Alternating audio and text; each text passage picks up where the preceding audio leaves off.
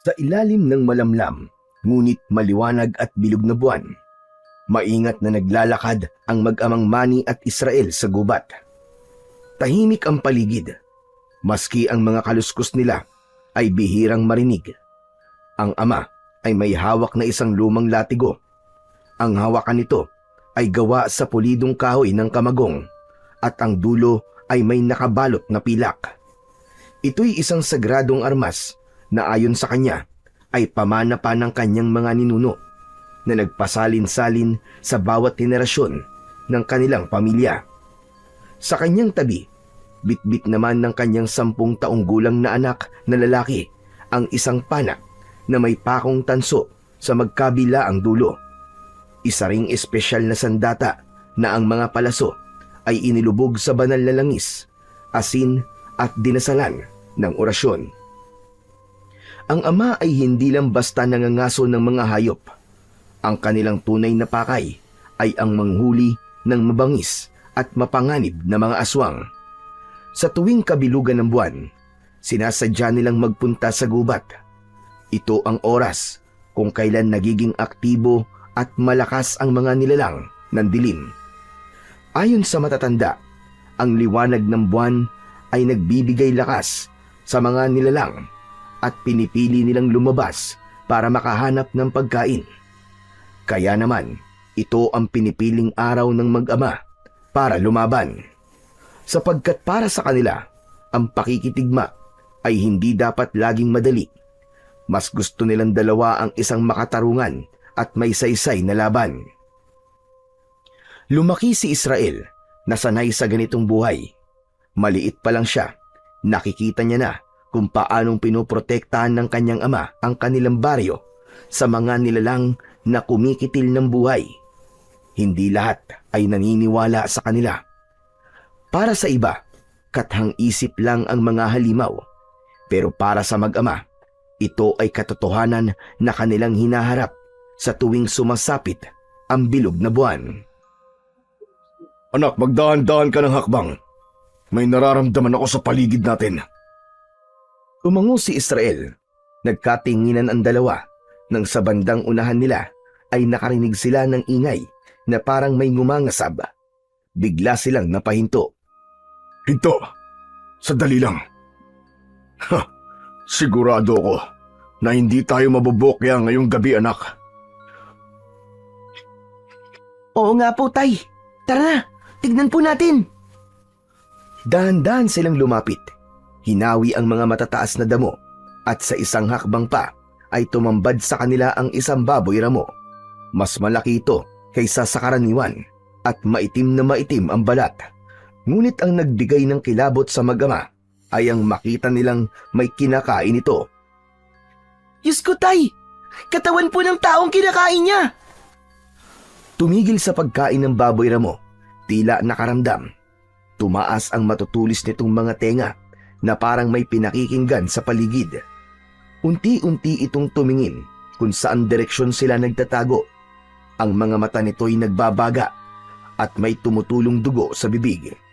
Biglang sumugod doon ang baboy ramo. Biglang napaatras si Israel, pero ang tatay nito ay hindi natinag.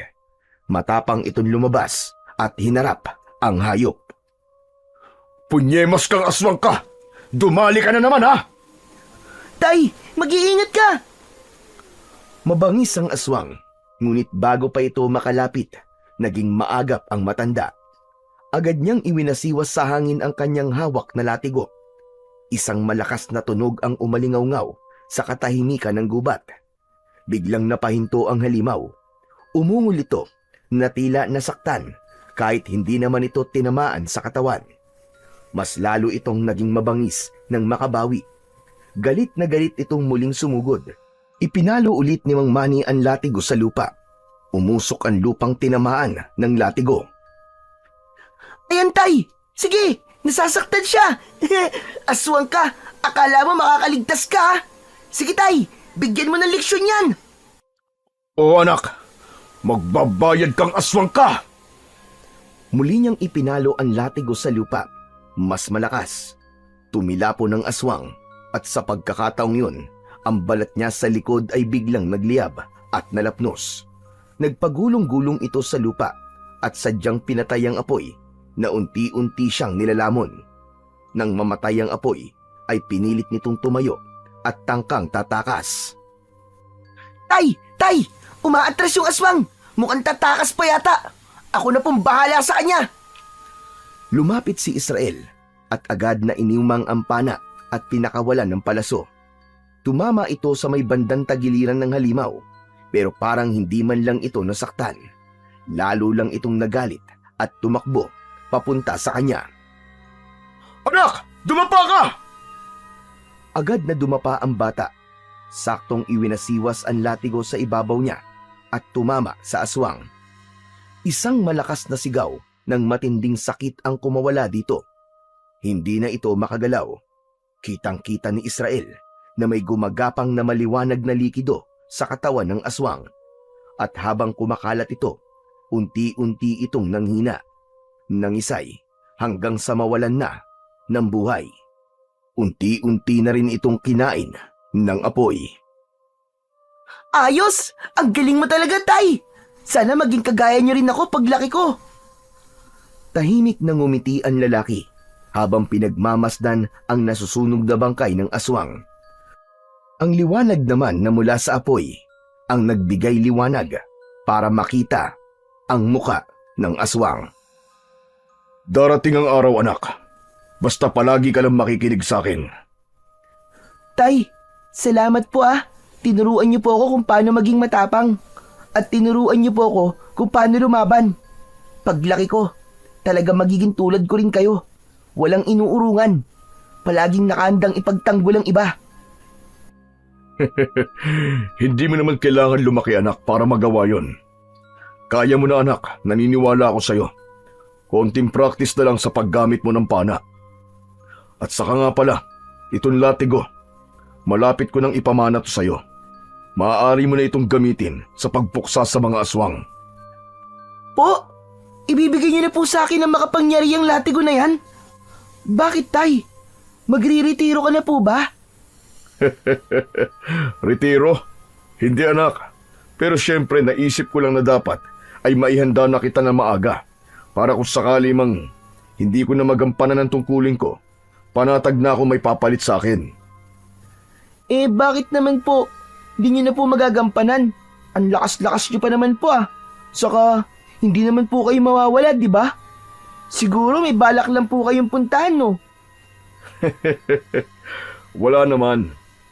Pero alam mo kasi, anak, hindi sa lahat ng oras kasama mo ko. Dapat talaga na masanay na kita para kahit dumating na ang araw na wala na ako sa tabi mo, alam mo pa rin kung paano mo ipagtatanggol ang sarili mo. Ang kuya mo at ang buong baryo laban sa panganib na dala ng mga aswang. Kayang-kaya ko na po sila, Tay. Huwag po kayong mag-alala. Alam kong kaya mo, anak. Kaso, yung mga nakalaban natin, mga pangkaraniwang aswang lang sila. May mas nakahihigit sa kanila na ibang uri ng mga aswang. At yun ang dapat mong paghandaan. Talaga po? Meron pa pong mas makapangyarihan pang aswang? Oo naman. Teka. Tignan na nga muna natin tong kawawang bangkay kung sino siya. Lumapit ang mag-ama sa dugo ang bangkay na kanina lamang ay nilalapa ng aswang. Nang makalapit sila, agad itong nakilala ni Mang Manny. Teka, kung di ako nagkakamali, si Hilario to. Ano po? Si Mang Hilario? Yung mga ngahoy po? Hala, bakit? Malamang ay inabot na naman to ng gabi sa pangunguha ng kahoy dito sa gubat. Ilang beses ko na kasi siyang pinagsabihan na wag na magpapagabi dito lalo na kapag bilog ang buwan. Pero yan, matigas ang ulo nilapa tuloy ng aswang. Sayang, kung medyo napaaga lang po sana tayo ng dating dito, Tay. Baka naligtas po natin siya. Kawawa naman si Mang Hilario. Huwag ka nang malungkot, anak.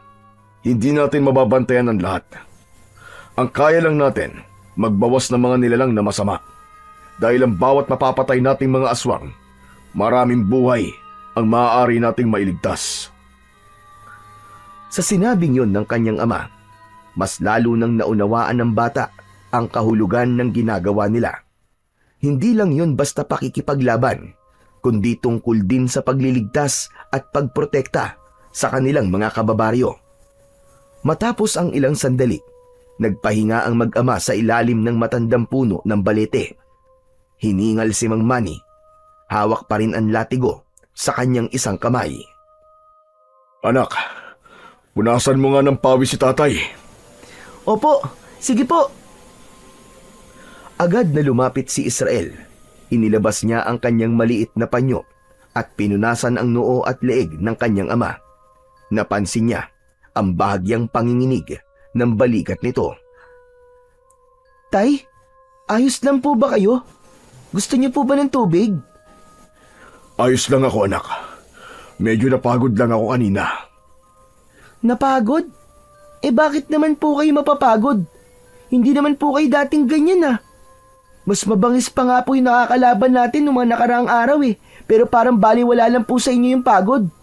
Pero bakit ngayon? Parang... Ganito talaga, anak.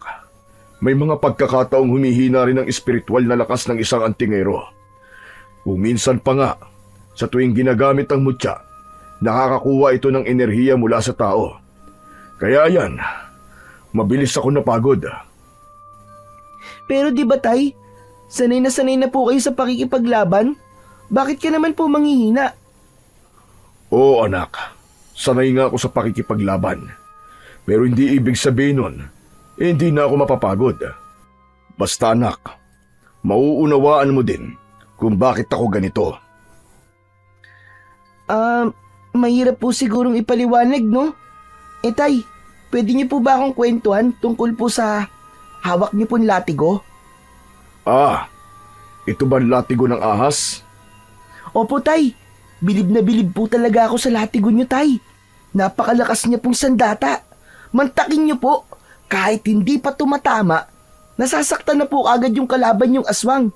Yung iba pa nga po, makita pa lang po yung latigo niyo, abay nagkakandara pa na para makatakas. Malakas talagang sandata to, anak. Pinanday at pinatibay ng panahon. Galing pa to sa mga ninuno natin. Ito ang pinakamatandang pamana ng ating angkan. Gawa ito sa balat ng isang kobra. Ang sabi pa nga, alaga raw yun ang unang nagmamay-ari ng latigo. Nang mamatay ang ahas, ayaw niyang tuluyang mawala ito sa kanya. Kaya ang ginawa niya, ibinigay niya ang patay na ahas sa pinakamagaling na tagapanday ng sandata noong panahong yon. Hindi ko alam ang eksaktong paraan ng pagkakagawa. Pero tignan mo naman, ang galing, di ba? Kaya nga po siguro pinatuyo po yan sa araw. O kaya pinakuluan sa kung anong mahiwagang sangkap.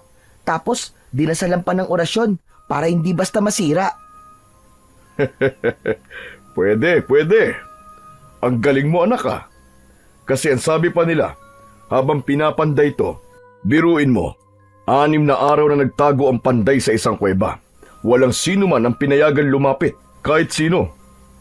Hala, kaya pala naging isang makapangyarihang sandata ang latigo ng ahas, tay. Grabe pala ang pinagdaanan bago tumabuo. Tama. Pero alam mo ba, parang buhay pa rin ang latigong ito. Ano? Buhay po? Oo, anak. Tama ka. Para pa rin siyang buhay. May sarili siyang diwa at marunong siyang makaramdam. Wow! Ang galing po talaga, tay. Tatay, may kahinaan po ba ang latigo ng ahas? Meron, anak. Kung ang may hawak nito ay walang pananalig sa kapangyarihang taglay nito at walang paninindigan, hindi ito tatalab. Minsan ay mas lalo pa nitong ipapahamak ang gumagamit. Kaya nitong makilala ang mabuti at masama. Kung ganun, tay, hindi po pala ito pwedeng mapunta sa kamay ng masasama. Kasi hindi po tatalab sa kanila. Tama ka. Pero dapat mo pa ring ingatan, lalo na kapag naibigay ko na sa'yo. Dahil maraming nilalang ng dilim ang magkaka-interes dito. Alam mo ba kung bakit? Bakit po, tay? Para hindi mo ito magamit laban sa kanila. Isa pa, maraming naiinggit dito, anak. May mga ilan na nga sumubok nun eh. Mga mambabarang, mangkukulam, maski mga albularyo. Lahat sila gustong makuha ito. Saglit na natahimik si Israel. Tumingala siya sa puno ng balete na tila nagpapaalala sa kanya ng lalim ng mundo ng kanyang ama. Isang mundo na hindi basta-basta sa piling ng mga masasamang elemento. Ikaw ang magpapatuloy ng lahat, anak. Lahat ng ginagawa natin ito. Sana, panindigan mo habang buhay. Ayoko pa pong isipin yun, Tay. Kasi alam ko naman po na makakasama ko pa naman po kayo ng mas matagal. Basta, habang hindi pa po kayo nagsasawa sa ganitong ginagawa natin, handa ako magpaturo ng mas marami pa, Tay. Gusto ko pong maging handang-handa na. Alam ko, anak, at masaya ako sa naririnig ko. Subalit kung sakali na dumating ang panahon na hindi ko na kayang ituro lahat sa iyo, may isang tao na gusto kong lapitan mo. Ha? Sino naman po yun, Tay? Si Cardo. Isa siya sa pinakamagagaling na antingero na nakasama ko noon. Matagal na kaming hindi nagkikita, pero hindi ko makakalimutan ang mga pinagsamahan namin. Cardo? Oo, si Cardo. Matagal kami nagsama sa pangangaso ng mga aswang noon. Binata pa ako. Siyang nagturo sa akin ng lahat ng alam ko tungkol sa pakikipaglaban at sa paggamit ng latigo na to. Talaga po, Tatay? Mas magaling po siya sa inyo? Oo, marunong siya. Maabilidad at mabilis kumilos. Matalino din at saka matyaga. Parang ang galing-galing naman po ni Mang Cardo, Tay. Nasaan na po siya ngayon? Ang alam ko, nasa kabilang bayan lang naman siya. Malapit lang dito. Pero hindi na kami nagkikita eh. Ni wala na nga akong balita tungkol sa kanya. Bakit po ganun? Ba't po kayo naghiwalay? May isang malupit na laban kaming pinagdaanan nun. Halos ikamatay namin pareho. Pagkatapos nun, para bang napagod na siya. Mas ginusto niya ng tahimik na buhay. Pero kilala ko yun. Kung matatagpuan mo siya at hihingi ka ng tulong niya, alam ko na handa pa rin yung tumulong. Basta alam niyang may dahilan. Sana po, makita at makilala ko po siya. Kapag itinadhana ang mga bagay, anak, mangyayari yon. Pero kapag nangyari nga yun, maging seryoso ka ha. Kasi wala naman ako mapagmamanahan kundi ikaw lang. Di naman pwede ang kuya mo. Opo, Tay, pangako po. Hindi ko po kayo bibiguin. Gagawin ko po ang lahat para maging karapat-dapat na maging tagapagmana nyo. Yan ang gusto kong marinig sa'yo, anak. Ilang oras pa ang lumipas at nagpasya na ring umuwi ang mag-ama. Ang bangkay ni Mang Hilario ay iniwanan na nila. Pagdating sa baryo ay hindi nila ipinaalam sa kahit na kanino ang nangyari. Ginawa nila yon hindi dahil sa wala silang malasakit, kundi dahil batid nila ang magiging takbo ng sitwasyon kung isusumbong pa ito sa mga kinauukulan. Sanay na sila sa ganitong pangyayari. Kapag may natatagpo ang nilapa ng mga aswang, hindi na nila ito idinaraan sa pulisya o sa mga opisyal ng baryo. Hindi nila gustong mapagbintangan, lalo na't walang ebidensya ang mga kwento nila tungkol sa mga nilalang ng gabi. Isa pa, tiyak nilang may makakakita sa bangkay kinabukasan at maililibing ito ng maayos ng mga taga-baryo. Para kina Tatay Manny, sapat na ang kanilang ginagawa. Tahimik silang nakauwi ng kanilang bahay. Kinabukasan, maagang nagising si Israel. Agad niyang hinanap ang kanyang ama pero wala pa ito sa kanilang bakuran. Kadalasan kasi kapag bumabangon siya ay nakikita niya ang ama niya na nakaupo sa kanilang balkonahe habang nagkakape. Naglakad siya palapit sa pinto ng kwarto at kumatok. Binuksan niya ang pinto. Nakita niyang gising na ang kanyang ama, ngunit hindi pa ito bumabangon sa kama. Tay, ano pong nangyayari sa inyo? Di po ba kayo makatayo? Hindi ito sumagot. Napansin ni Israel na nanginginig ang katawan ng tatay niya. Butil-butil din ang pawis nito sa kanyang noo. Namumula ang mga mata at nang hawakan ito ng bata ay nalaman niyang inaapoy ito ng lagnat. Wala itong damit na pang-itaas, kaya kita rin ni Israel ang pamumula at tila pamamaga ng kanyang dibdib. Halatay, ang init-init niyo po. Kaya niyo po ba o tatawag na po ako ng manggagamot? Hindi na anak. May sasabihin ako. Ano po yun, Tay? Matagal na to. Matagal ko nang iniindan sakit na to, anak. Di ko lang sinasabi sa'yo. Kasi ayoko mag-alala kayo. Ano, Tay? May sakit kayo? Kung ganun, kailangan niyo po ng gamot. Sinubukan ko na yan pero hindi umubra. Walang nuna sa sakit ko, anak. Napatingin sa mga mata ng ama si Israel. Unti-unting namuo ang luha sa kanyang mga mata, pero pinipigilan niya itong pumatak. Hindi dahil sa hindi siya nasasaktan sa nakikitang kalagayan ng ama, kundi alam niya na sa oras na yon ay kailangan niyang maging matatag. Ramdam ko na, anak. Ito na ang huling pagkakataon ko. Kaya pakinggan mo lahat ng sasabihin ko sa'yo. At tawagin mo na rin ang kuya mo. Kailangan din niyang marinig ito. Tumango si Israel, sabay takbo palabas ng silid. Agad niyang pinuntahan sa kabilang kwarto si Joshua. Nakita niyang mahimbing pa rin ang tulog ng kanyang kuya. Kuya! Kuya, gising na! Kuya! Si tatay, bilisan mo!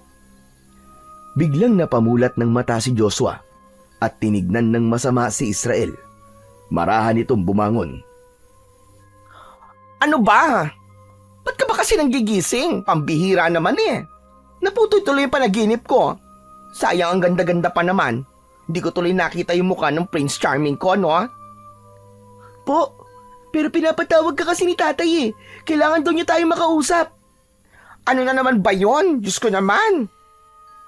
Kuya, mukhang mamamatay na siya eh. Ano? Ano ba yung sinasabi mo, Israel? Ano nangyari kay tatay? Basta sumama ka na, bilisan mo. Mabilis na tinakbo ni Joshua ang kabilang kwarto at umupo sa tabi ng kanyang ama. Di na ito nakapagbihis ng damit. Ang suot niya ay isang manipis na duster at di pa niya natatanggal ang makapal na kolorete sa muka. Nanlalambot pa siya sa antok, pero agad na naalarma sa sinabi ng kanyang kapatid. Tay, bakit po? Ano po nangyari sa inyo? Ano po, dadalhin ka na po ba namin sa ospital? Hindi na ako magagamot, anak. Nararamdaman ko. Hindi na ako magtatagal. Ano ba yung sinasabi niyo, Tay? Hindi ba't kagabi lang ang lakas-lakas niyo pa? Ano ba nangyari, Israel? Sabihin mo nga sa akin kung ano nangyari sa inyong dalawa kagabi. Wala naman po eh. Hindi ko nga po alam kung bakit nagkaganyan si tatay. May mga sakit talagang hindi na nagagamot, mga anak. At kapag oras mo na. At ito na, dumating na ang oras ko. Huwag kang magsalita ng ganyan, Tay. Bumagsak ang luha ni Joshua sa kanyang pisngi. Hinawakan niya ang kamay ng ama habang patuloy ang kanyang paghikbi. Tay naman, huwag niyo po kaming iwan. Kailangan po namin kayo, pakiusap po. Tay! Habang panay ang iyak ni Joshua, nanatiling tahimik lang si Israel. Joshua, anak, ikaw ang mas nakatatanda. Ibibiling ko sa iyo ang kapatid mo. Huwag mo siyang pababayaan at huwag mong hahayaan na magkahiwalay kayo. Kailangan palagi kayong maging magkakampi. Tay naman eh. Maski naman hindi niyo sabihin sa akin yung nagagawin ko. Siyempre kapatid ko siya. Mahal ko si Israel. Salamat, anak. Israel, lumapit ka. Dahan-dahang lumapit ang bata sa kanyang ama. Agad na iniutos nito kay Israel na kunin ang maliit nitong baul. Sinunod niya ito. Medyo mabigat ang baul, pero kinaya niyang buhatin palapit sa kanyang ama. Binuksan nila ito at kinuha ni Tatay Manny ang sandata niyang latigo. Sa iyo ko na pinagkakatiwala ang latigo, Israel, at ang lahat ng aking mutya at anting-anting. Tay! Huwag kang mag-alangan, anak. Kaya mo na. Konting practice na lang. Magiging katulad mo na ako. Hindi ko po kaya, Tay, kung wala po kayo. Kaya mo na, anak. Kaya mo. Sa murang edad mo, nakita ko na yung tapang mo na hindi matutumbasan. Mangako ka sa akin, anak. Huwag mong hahayaang masayang ang ipinaglalaban natin. Sige po. Pangako po. Hindi ko po kayo bibiguin. Salamat. Salamat, anak. Isang huling ngiti ang ibinigay ng ama sa kanyang dalawang anak. Unti-unti, pumikit ang kanyang mga mata habang nakahawak sa isang kamay ni Joshua. At ilang saglit pa, bumitaw na at lumaylay ang kanyang mga kamay. Huminto na rin ang kanyang paghinga. Hindi! Tay! Tatay! Tatay! Malakas na palahaw ng iyak ang pinakawala ni Joshua. Masakit sa kanya na nawala ang ama nang wala man lang silang nagawa. Pero si Israel, nananatiling seryoso lang ang muka. Hindi nababasa ang kanyang emosyon habang palipat-lipat ang kanyang tingin sa dalawa. Israel, wala na si tatay. Diyos ko, tayo na lang. Wala na ang tatay natin. Muling kinuha ni Joshua ang kamay ng kanyang ama at lumuhod sa gilid nito. Tay, patawad po sa lahat ng naging kasalanan ko sa inyo. Hindi ko alam na ganito pala kalala ang pinagdaraanan nyo. Hindi natin kasalanan, kuya. Ganyan naman talaga si tatay eh. Mas pinili niyang tiisin ang sakit kaysa maging pabigat sa atin. Pero bakit naman ganito? Bakit biglaan? Hindi ko po alam eh. Pero kagabi napansin ko na po na parang may kakaiba sa kanya. Pinagpapawisan po siya tapos hinihingal. Ang sabi po niya eh, ayos lang po siya. Hindi ko naman din alam. Pero panay na po ang bili niya sa akin. Anong gagawin natin ngayon, Israel? Ililibing po natin siya ng maayos sa sementeryo. Paano mo nagagawa yan? Ang alin po, kuya? Yang ganyan? Parang baliwala lang sa iyo ang pagkamatay ni tatay. Hindi ka man lang umiiyak. Hindi ka ba nalulungkot? Nalulungkot po. Pero wala naman na po akong magagawa, di ba? Hindi na nga siya gigising maski umiyak pa ako ng umiyak. Saka sabi niya po sa akin kagabi, kailangan ko daw po maging matatag. Para daw po maging kagaya ko siya. Kailangan kong maging matigas at huwag magpapatinag sa mga pagsubok. Ang dami niyang naituro sa'yo. Pero ako, ba't parang ngayon ko lang napansin na kinulang na pala kami sa oras? Wala man lang kami sapat na bonding. Hindi katulad mo, Israel. Palagi mo nakakasama si tatay. Magkaibang magkaiba ang naging ugnayan ni na Israel at Joshua kay Tatay Manny. Si Israel ang palaging kasama nito saan man magpunta. Mas malapit sila sa isa't isa. Para silang magkaibigang sundalo sa gitna ng digmaan. Parehas sila ng hilig, paniniwala at kakayahan. Ibinuhos ni Mang Manny ang lahat ng kaalaman at pananampalataya niya sa bunsong anak. Tila ba nakatakda na talaga si Israel na siyang magiging tagapagmana niya. Ngunit si Joshua naman, iba ang naging papel sa kanilang tahanan. Masayahing tao si Joshua. Mahilig siyang kumanta, maglinis ng bahay, magluto at iba pa. Mula nang mamatay ang kanilang ina, ay siya na ang tumayong ilaw ng kanilang tahanan. Siya ang nag-alaga kay Israel noong maliit pa ito. Siya ay isang bakla. Malambot ang kanyang kilos at parang babae kung manamit. Si Mang Manny, bagamat isang tipikal na lalaking malakas at matapang, ay hindi kailanman ikinahiya ang pagkatao ng kanyang panganay. Hinayaan niya lang ito sa kung ano ang gusto nitong gawin sa buhay. Hindi nga lang sila naging malapit, pero malaki ang respeto niya at pagmamahal sa kanyang anak. Ngunit ang kawalan ng sapat na oras at sa mga nasayang na pagkakataong naging mas malapit sana sila, yun ang pinaghihinayangan ni Joshua. Agad na inayos ang burol ng kanilang ama. Tumulong ang mga kaibigan nito at ilang mga tao na di nila inaasahan. Mga tao na minsan daw na natulungan ng kanilang ama.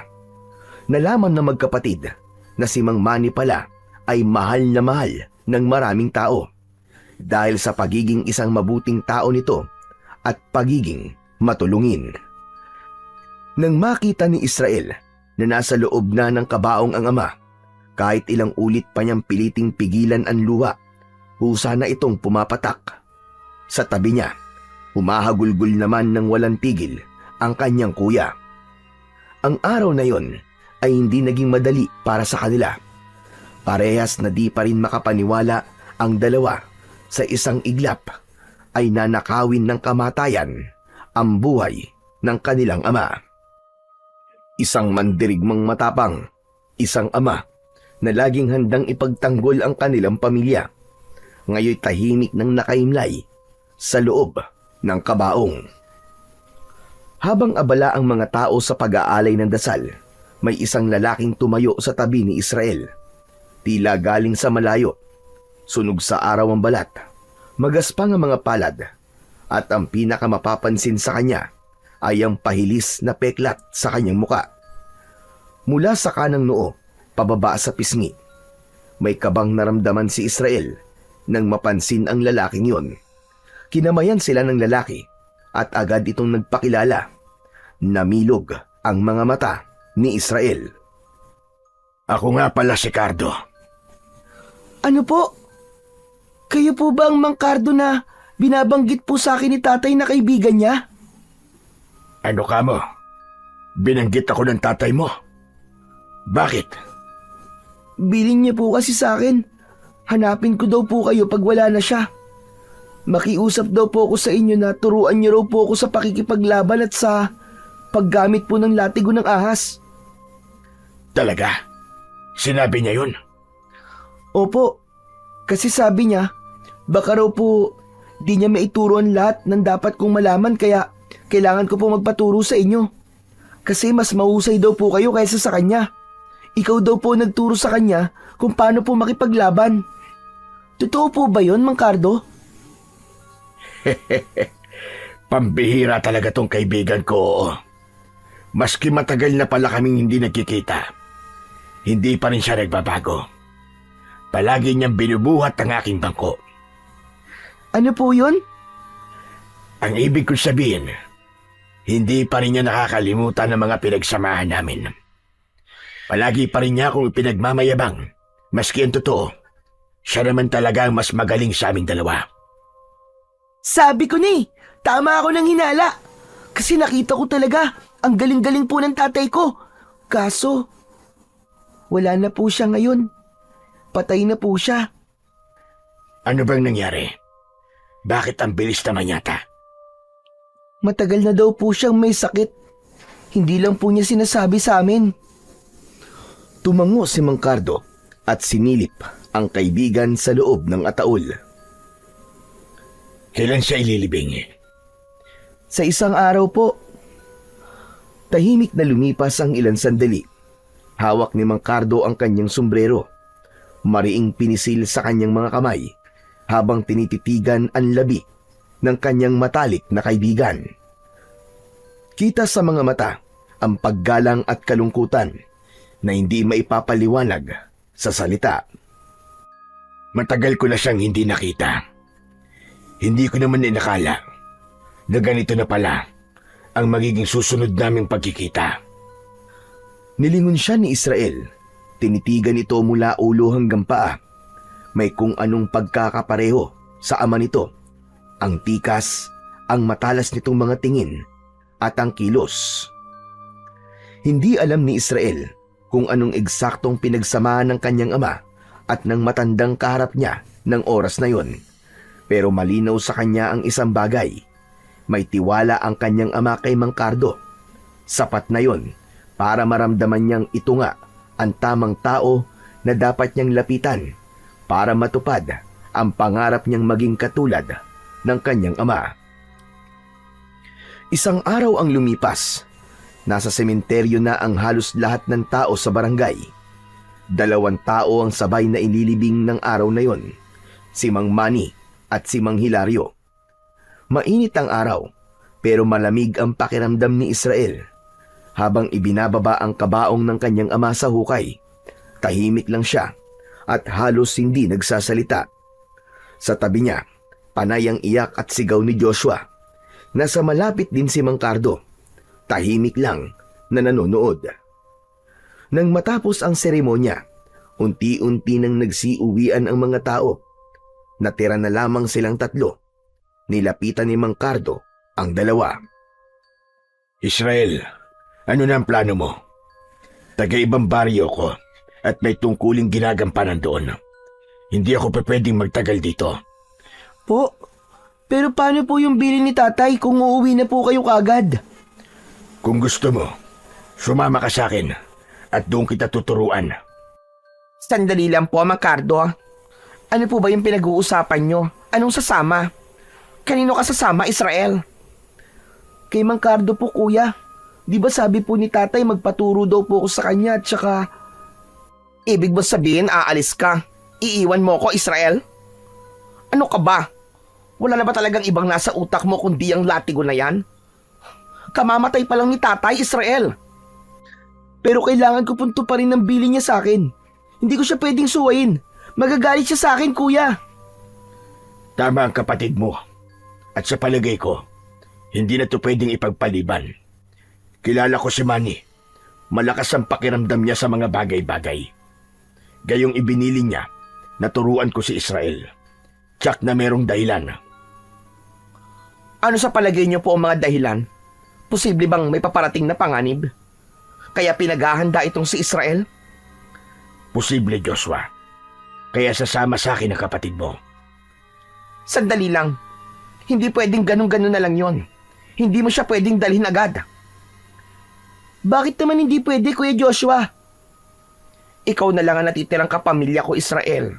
Yang tao na yan, hindi pa natin lubusang kakilala. Baka kung anong mangyari sa'yo. Po, huwag niyo pong sabihin yan. Mukha naman po mabait si Mang Cardo eh. Tsaka kaibigan po siya ni tatay. Talaga ba? Bakit alam mo mabait? Kilala mo ba siya? Sinabi ko na nga po, kaibigan po siya ni tatay. Pinagkakatiwalaan pa. Kung ganon, gusto mo talaga sumama sa kanya? Opo, kuya. Gusto ko po matuto. Gusto ko po maging katulad ni tatay. Huwag kang mag-alala, Joshua. Dahil hindi ko hahayaang mapahamak ang kapatid mo habang nasa poder ko siya. Siguraduhin mo lang. Pumapayag ka na, kuya. May magagawa pa ba ako? Salamat, kuya. Salamat talaga. Ang bait-bait mo. Labag man sa loob ni Joshua ang planong paglayo ng kapatid. Pero dahil sa nakita niyang seryoso ito at determinado, wala na siyang nagawa kundi ang sumang-ayon. Hindi niya lubos na naiintindihan kung anong klaseng mundo ang meron sa kanyang ama, kapatid at sa estrangherong si Mang Cardo, pero batid niyang buo ang loob ni Israel. Pagdating ng hapon, tahimik na tinitiklop ni Israel ang ilang piraso ng damit niya at inilagay ito sa kanyang bag. Wala siyang masyadong dadalhin dahil ayon kay Mang Cardo ay mabilis lang naman ang gagawin niyang pagtuturo. Makakauwi din siya kagad.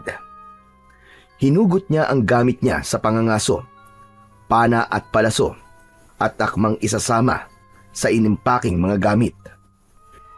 Hindi mo na yan kailangan. Po, hindi ko na to kailangan. Pero ito po ang sandata ko at saka... Ang kailangan mo lang ay ang latigo. Yun ang ipinamana sa iyo ng iyong ama. Hindi ba? Ang paggamit nun, ang gusto niyang matutunan mo. Sige po. Muling itinago ng bata ang kanyang sandata at ipinagpatuloy ang pag-aayos ng kanyang mga gamit. Nang matapos ay nagpaalam na siya sa kanyang kuya Joshua. Matapos ang huling sulyap sa lumang bahay nila, binitbit ni Israel ang kanyang lumang bag at sinundan si Mang Cardo. Naglalakad na sila papalayo. Walang iyakan, walang dramang nangyari. Ngunit sa may pintuan, nanatiling nakatayo si Joshua. Nakatuon ang tingin niya sa papalayong kapatid. Hindi niya maipaliwanag ang lungkot na nararamdaman ng mga oras na yun. Para siyang naiwan sa isang eksenang wala siyang kontrol na hindi niya pwedeng baguhin. Tila naramdaman niyang para na siyang naging estatwang walang silbi. Sinubukan niyang intindihin ang nangyayari, pero ang kirot hindi nawawala. Nangungulila siya hindi lang sa amang nawala, kundi maging sa kapatid na piniling lumayo. Natatakot siya na baka hindi na niya muli pang makita ang kanyang kapatid. Takot din siyang baka bigla itong magbago, makalimot o tuluyan na siyang iwanang mag-isa. Dahil alam niya na hindi siya bahagi ng mundong papasukin ni Israel. Nang wala na sa paningin niya ang kapatid, tumalikod siya at dahan-dahang pumasok sa bahay ng tahimik. Samantala, pagdating nila sa baryo kung saan nakatira si Mang Cardo, agad silang sinalubong ng mga tao. May halong tuwa at lungkot ang mukha ng mga ito nang makita ang lalaki. Ba, mabuti na lamang at dumating ka na, Mang Cardo. Bakit? May nangyari bang masama habang wala ko rito? Opo, marami pong nawala ng mga alagang hayop, mga kambing, aso, pati manok. Wala silang patawad. Ano ka mo? Abay 2 gabi lang ako nawala. Sumalakay na naman ng mga loko. Hindi na talaga nagtatandama ngayon. Ang kakapal ng muka. Kaya nga po Mang Cardo, tulungan niyo po kami. Sana po, mapuksa niyo na po mga hayop na aswang na yun. Pero wisyo po sila sa kabuhayan. Kawawa po mga tao. Biglang sumiryoso ang mukha ni Mang Cardo at si Israel. Tahimik lang habang nakikinig. Hindi siya makapaniwala na sa lugar na yon ay may hinaharap ding problema sa aswang. Sige, ako nang bahala. Umuwi na kayo at huwag nang lalabas kapag malalim ng gabi. Huwag niyo ding ipaalam kahit kanino ang pagdating ko. Ngayong gabi, tatapusin na namin ang kawalangyaan ng mga yon. Pagkasabi nun, ay umuwi na ang mga tao at nagsipasok na ng kanilang mga tahanan. Isinaradong mabuti ang mga pinto at bintana. Nakita ni Israel ang mga proteksyong nakalagay sa harap ng mga pinto, isang bungkus ng bawang at nakabaligtad na palaspas. Pumasok na sa loob ng bahay ang dalawa at doon sila nag-usap. Mang Cardo, problema yun din po pala ang aswang dito. Oo, Israel. Matagal na. Ganun din po sa amin Pero malaki po ang pagkakaiba. Mukhang ang mga tao po dito naniniwala po sa ginagawa nyo at sa mga aswang. Sa amin po kasi, konti lang po ang naniniwala. Ganun ba? Kung ganun, ay naging mahirap ang pagtupad nyo sa inyong mga tungkulin. Opo, tama po kayo, Mang Cardo. Patago po kami nagpupunta sa gubat para mangaso ng aswang. Sa baryo po namin, sarado po ang utak nila tungkol sa mga kababalagan. Konti lang po talaga ang naniniwala. Hindi naging sikat si tatay bilang birador ng aswang. Sikat siya sa pagiging matulungin at pagiging mapagbigay. Doon po siya minahal ng tao. Hindi po nila alam na matagal na silang pinoprotektahan ni tatay sa kamay ng mga aswang. Dito naman, naniniwala sila sa aswang kasi nakakita na sila. Ipinakita ko sa kanila mismo. Talaga po? Oo. Kaya ayun, wala nang pali-paliwanag. Naniwala kaagad sila nang makita nila ang aswang na nahuli ko. Ang galing pala. Kung ganun din sana ang ginawa ni tatay, no? Di natuto rin sanang mag-ingat yung mga taong nabibiktima ng aswang. Ay nako, nakakalungkot lang. May mga buhay na nasayang po dahil sa ganun. Tama ka, Israel. Mang Cardo, ano na po ang plano nyo ngayon? Kailangan nating kumilos kagad. Hindi na pwedeng palampasin ito. Tayo po ang huhuli sa aswang. Tama ka, Israel. Tayo ang huhuli. Simula ngayong gabi, ikaw na muna ang katuwang ko. Simulan natin ngayon ang training mo. Agad siyang tinuruan ni Mang Cardo. Sa likod bahay, sinimulan nila kagad ang pagsasanay. Sa simpleng paraan, ipinakita ni Mang Cardo ang tamang paghawak sa latigo, kung paano ito ikutin at kung paano mapapalakas ang epekto nito bilang sandata laban sa kasamaan. Ang latigo ng ahas, hindi ito basta isang latigo lang. Kailangan maramdaman mo na bahagi ito ng iyong katawan. Kailangan maging isa kayo, ang kilos at ang lakas. Sinubukan ni Israel na sundin ang mga sinabi ng matanda. Paulit-ulit, ipinapalo niya ito sa lupa. Iwinawasiwas sa hangin, pero minsan bumabalik sa kanya at muntik na siyang tamaan. Dahan-dahan lang. Huwag mong labanan ng galaw. Sundan mo ito. Opo, Mang Cardo. Pawis na pawis si Israel, pero hindi siya tumigil. Kahit sumasakit na ang braso niya, tiniis niya hanggang sa maramdaman niya ang sinasabi ng matanda na dapat ay maging konektado sila ng latigo. Nagawa niya ang perpektong pagwasiwas at pagpalo nito sa lupa. Magaling, Israel. Madali ka palang turuan eh. Mas mahusay ka pa sa iyong ama.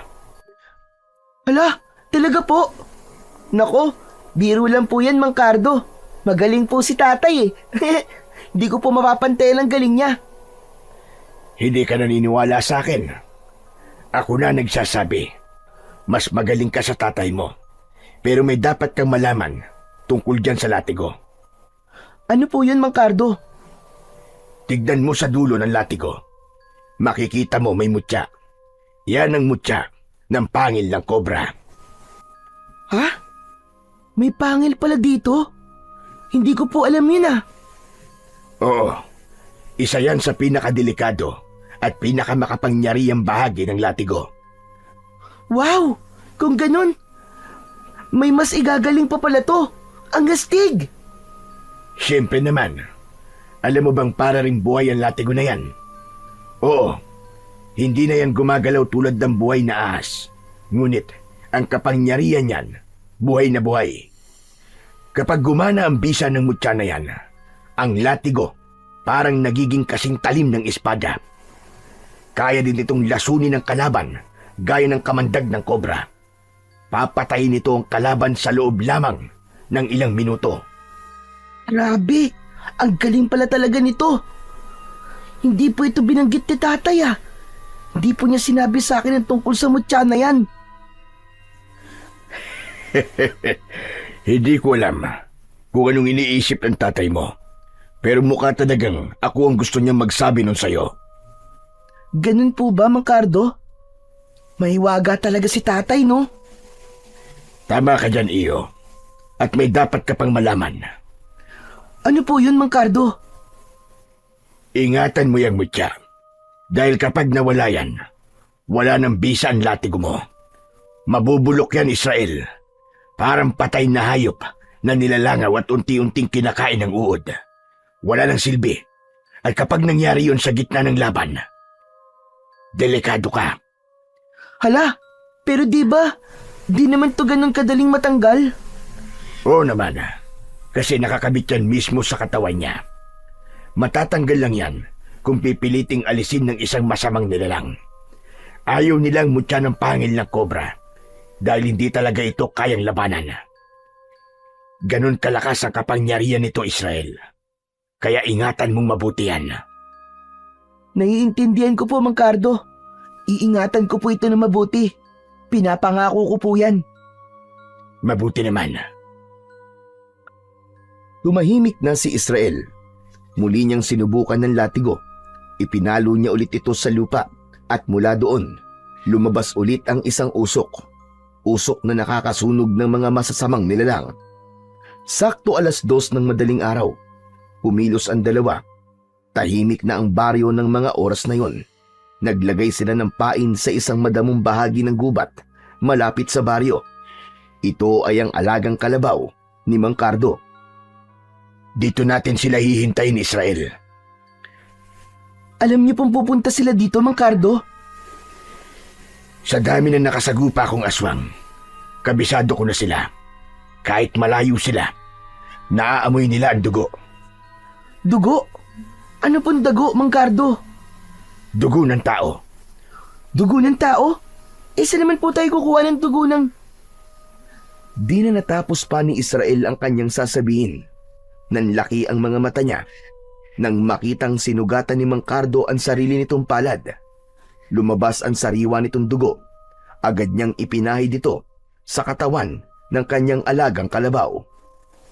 Pagkatapos ay nagtago sila sa likod ng mga matataas na damo. Mga 50 hakbang mula sa kanilang pain. Naghintay sila. Hawak ni Israel ang latigo. Makalipas ang halos 30 minuto, dumating na ang inaasahan nilang mga nilalang. Andiyan na sila. Nandyan na ang mga aswang. Pinagmasdan ni Israel ang mga aswang na paparating. Ang una ay payat, mahaba ang leeg at may matutulis na kuko na animo ay tari ng manok. Ang isa naman ay mas malaki, pero parehas lang sila ng itsura ng nauna. Parang tao, pero nakakatakot at bahagyang nakayuko. Israel, maganda ka. Dahil ikaw ang haharap sa kanila. Po!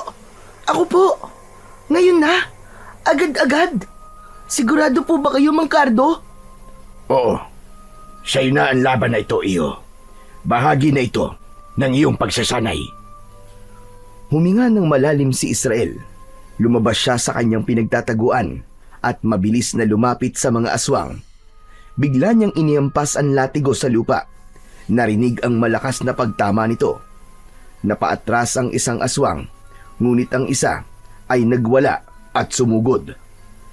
Israel, maganda ka! Muling ipinalo ng bata ang latigo sa lupa at katulad ng inaasahan, nasaktan ang mga aswang. Sige, ganyan nga Israel. Magaling bata. Sige, sige pa! Nang marinig ito ni Israel, natuwa siya ng sobra at nawala sa konsentrasyon. Napatingin siya kay Mang Cardo na nagtataas ng kamao. Ngunit sa hindi inaasahan, biglang nakabawi ang isang aswang. Bigla nitong sinunggaban ng bata. Nakalmot ang kanyang braso. Aray! Tinamaan ako! Israel! Agad siyang tinulungan ni Mang Cardo. Tumalon ito at sinalubong ng suntok at sipa ang aswang na umatake at nanakit sa bata. Halos mapasubsob ang aswang sa lupa. Ang isa pang aswang ay sinubukan ding umatake, pero nahawakan ito ni Mang Cardo sa leeg at ibinalibag. Tumama ito sa puno. Napatulala si Israel sa kanyang nakita. Hindi siya makapaniwala sa lakas ni Mang Cardo. Ngayon na Israel! Gawin mo na! Nang marinig yun, muling tumayo si Israel. Pinunasan ng sugat at muling hinawakan ng mahigpit ang latigo ng ahas. Ito na! Inihampas niya ang latigo. Mas malakas, mas may pokus. Muling umalingaw-ngaw ang tunog. Tumilapon ng isang aswang. Sugatan at ang balat nito ay parang nalapnos. Tapos ay biglang nasunog. Yan! Magaling Israel! Ganyan nga! Lumapit ang isa pang aswang, mabilis at galit na galit. Inikot ni Israel ang latigo. Saktong tamang-tama sa tiyempo. Hinampas niya ito ng buong lakas. Tumama ito diretso sa leeg ng aswang. Nakita niya na tila nagbaga ang latigo at sa isang iglap, gumulong ang ulo nito sa lupa. Napatigil si Israel, namangha siya at hindi halos makapaniwala sa kanyang ginawa. Magaling iyo! Yan! Yan ang gamit ng latigo! Kaya ko pala talaga, Mang Cardo! Kaya ko pala talaga! Kaya mo kung maniniwala ka sa iyong sarili. Napagtagumpayan ni Israel ang unang pagsubok sa kanya ni Mang Cardo at masayang-masaya siya sa gabing yun. Kinabukasan, naging masinsinan ang kanilang pagsasanay. Hindi na nagsayang ng oras pa si Mang Cardo. Dahil hindi lang ang tungkol sa latigo ang ituturo niya sa bata. Kailangan niyang mapalakas ito para magamit ang pisikal na lakas kapag lumalaban. Gayon din ang espiritual na kakayahan ni Israel. Tinuruan niya ito ng mga mahalagang orasyon. Pinagbubuhat niya araw-araw ng mabibigat na troso ang bata. Pinatatakbo paakyat sa burol at pinapapasan ng sako-sakong buhangin. Sa halos buong linggo na yon ay halos bumigay ang katawan ng bata sa hirap, pero hindi siya sumuko. Determinado siya at labis niyang pinagkakatiwalaan ang kaibigan ng kanyang ama. Tama yan, Israel. Huwag ka sumuko. Hindi ka pwedeng mapagod kagad. Ang kalaban natin iba-iba. Kaya kailangan nating mas maging matatag palagi. Opo, huwag po kayong mag-alala, Mang Cardo. Kaya ko po. At sa loob ng halos 4 na linggo, naging kapansin-pansin na ang pagbabago kay Israel. Hindi na siya madaling hingalin. Ang mga braso niya mas matigas na. Ang katawan niya ay tila naging bato-bato at ang loob niya hindi na madaling matinag. Isang hapon, matapos ang huling pagsasanay, lumapit si Mang Cardo. Tinapik niya ito sa balikat at tumango. Handa ka na, Israel. Handa ka na. Mang Cardo, sigurado po kayo? Oo naman. Malaki nang ipinagbago mo, Israel. Pero sandali lang pala. May ibibigay pa pala ako sa'yo. Ano po yun, Mang Cardo? Mula sa kanyang baul ay may inilabas si Mang Cardo na isang bagay. Nagulat siya nang makita ito. Bakit? Papanong? Huwag ka nang magulat. Saka ko na lamang sasabihin sa'yo kung bakit meron ako niyan. Basta sa'yo na yan. Tiwala ko na magagamit mo yan. Tumango ang bata. Tinanggap niya ang bagay na yon at inilagay sa isang supot. Itinago niya sa kanyang bag. Tapos na ang kanilang pagsasanay. Inihanda na ng bata ang kanyang mga gamit para sa kanyang pag-uwi. Inihatid siya ng lalaki hanggang sa may bukana ng baryo nila Israel. O paano, Israel? Hanggang dito na lamang ako. May kailangan pa akong tapusing trabaho. Mang Cardo, maraming salamat po talaga sa inyo. Sa lahat po ng ginawa niyo para sa akin. Hindi ko po makakalimutan ito. Walang anuman yun, bata. Basta, huwag mong kalimutan ang mga itinuro ko sa'yo. Tumango si Israel. Lumakad na siya pauwi sa kanilang bahay. Nakita niyang bukas ang pinto. Dere-derecho siyang pumasok.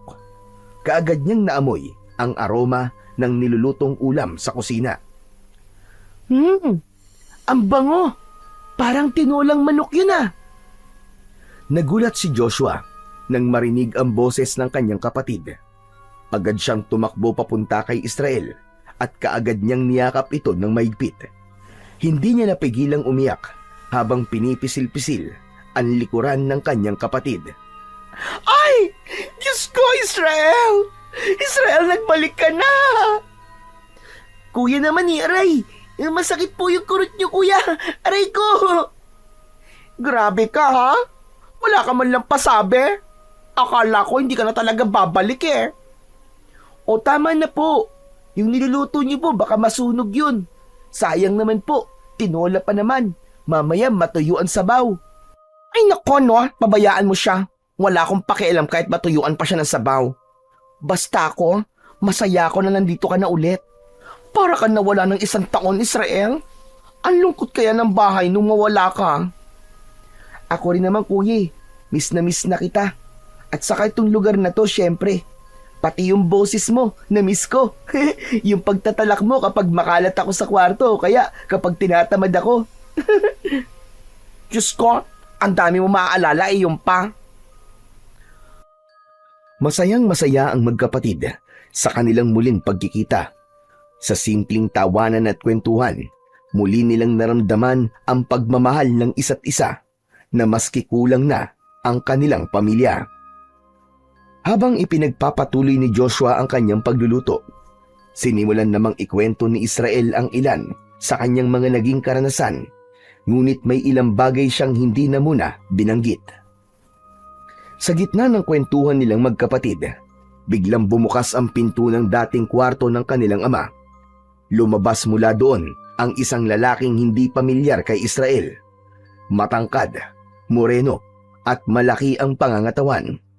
Kumunot ang noo ng bata at agad siyang tumayo.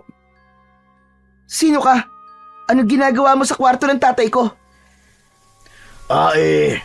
Ako si Malik. Dito ako. Dito ka ano? Ano? Magsalita ka! Tumayo agad si Joshua at humarang sa pagitan ng dalawa.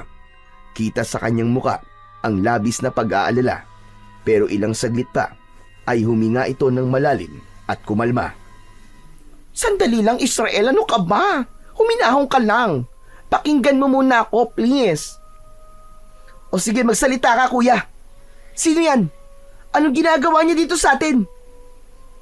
Halika nga, dun muna tayo sa sala. Mag-usap tayo. Kaagad nilang tinungo ang sala at doon nag-usap ng masinsinan ang magkapatid. Israel, siya si Malik. Nangungupahan siya dito sa atin. Ano? Pinaupahan mo ang kwarto ni tatay? Bakit, kuya? Wala akong choice, Israel eh.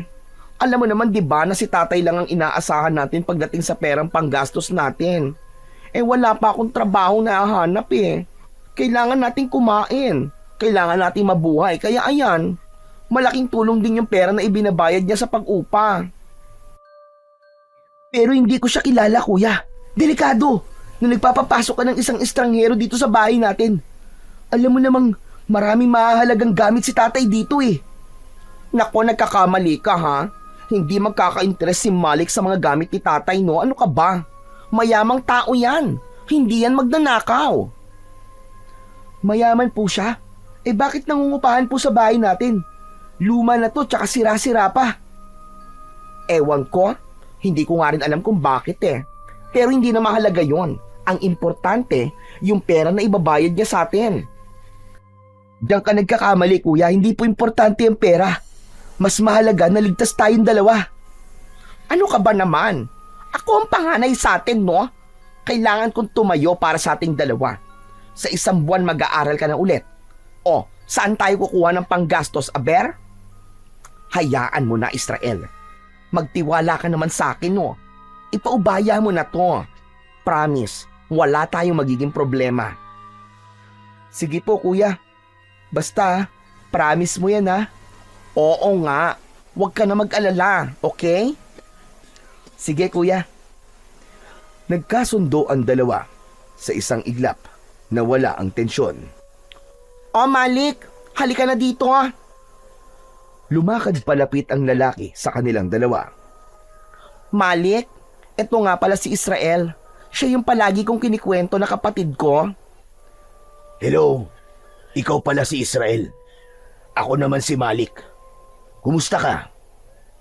Iniabot nito ang kanyang kamay sa bata para sana makipagkamay, pero hindi ito pinansin ni Israel. Napangisi ito ng bagya dahil sa pagkapahiya.